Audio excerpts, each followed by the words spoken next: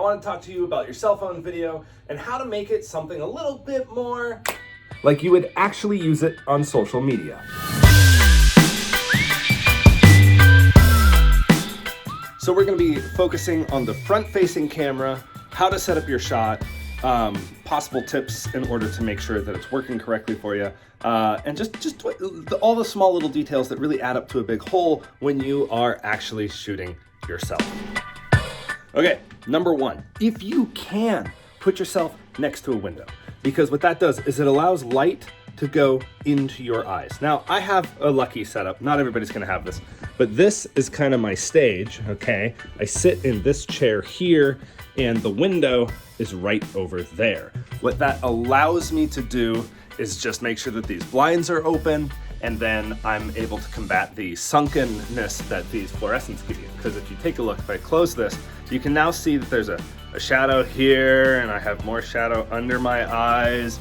And a lot of people are shooting like this, and it just doesn't look as good as if you combat it with some decent lighting options like that. You kind of want the light to be coming in a little bit at an angle of your face, so that way it falls off. There's a little bit of shadow over there. If you can, none of these tips are going to be critical except for a few, and I'll point out which ones are.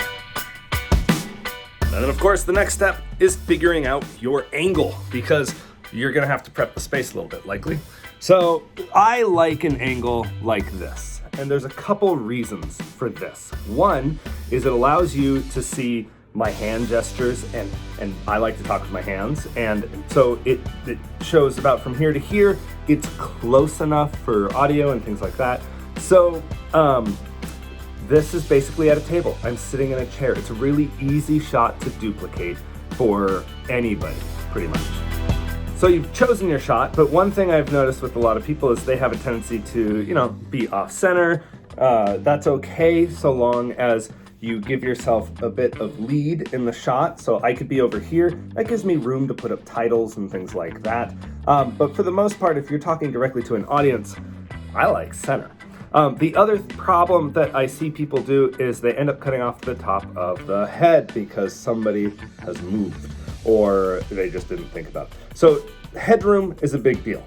Headroom is about one hand above your head from the top of the frame. That's a good rule of thumb because that allows you to wiggle and move a little bit, but you want to make sure that your subject is at rest before you shoot, and then you can actually do the lines that you need to capture.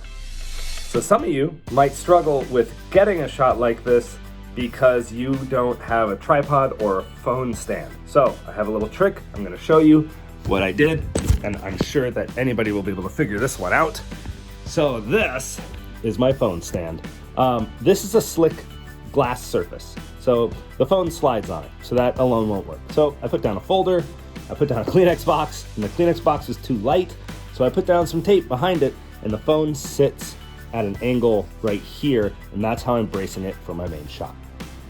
And now let's talk about one critical element that is hard to do, but it's important. Basically, a lot of people are going to be filming this while looking at themselves. And I get it. It's the most attractive thing in front of you right now. I understand. So, but if you look at my eye line, I am looking directly at my eyes into the camera, which means technically I am looking off camera and I am not actively addressing the audience. So what I suggest you do, because different phones are different, take your finger, point it at the screen, and then slide it over until you find where your camera is. So mine is right here, and I'll show you the difference.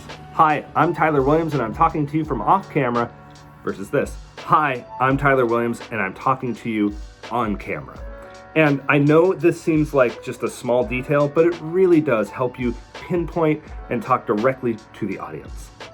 Another mistake I see people do is the camera is way too far away from them. And there's a key reason. It's not just about the shot. So you have your shot here, and the reason why I am basically like chest up in my shot is audio.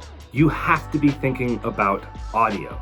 So if you are seeing more than chest up, if you're down and you're able to see the waist, there's a very good chance that you are too far away to get good audio quality.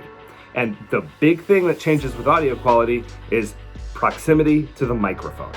So to give you an idea, if I stand up and I walk back here, suddenly you're getting a lot of room tone. You're getting the echo of my voice off the walls, and it's not very conducive to a good viewing experience. So do yourself a favor, come on in and get close. Now let's talk about how the performance itself works. There are a lot of different ways to go about this, but I'll just teach you mine. When I'm doing my own videos, and some of the cuts that you've probably seen in this video, what I'm doing is I'm pausing, collecting my thoughts, saying my statement, pausing, collecting my thoughts, saying my statement. I'll give you an example. This is gonna be raw, uncut. So I'm just gonna spout off something. Hi, I'm Tyler Williams from Mammoth Marketing, and I'm talking to you about cell phone videos. One thing a lot of people don't realize is that cell phones have the capacity to shoot fairly decent video. And in a time when you can't get a videographer over to your location, it can be a great avenue for getting new video content. So this video is about you being able to shoot your own quality video and then sending it off to an editor to do the post work if that's what you want. Okay, so there's a big reason for the way I did that. You pause, you do your line, you pause. And what that does is it allows the editor to go clip, and then take the next statement and cut out that pause. And then it looks like you're just saying it over and over and over, like it's one continuous thought. So keep that in mind as you're doing your actual lines. Otherwise, it can be very difficult. The other thing is at the end of each line, I am training my eye line back here, even if I'm looking up while I'm thinking, but beginning and end, I am looking directly into the camera and I'm coming to a state of rest. And I'm giving it 1 to 2 seconds. I've had a lot of people look up at something else that happens to be in the room. You want to avoid doing that. Before and after your lines, because it creates some awkward jump cuts as far as performance goes.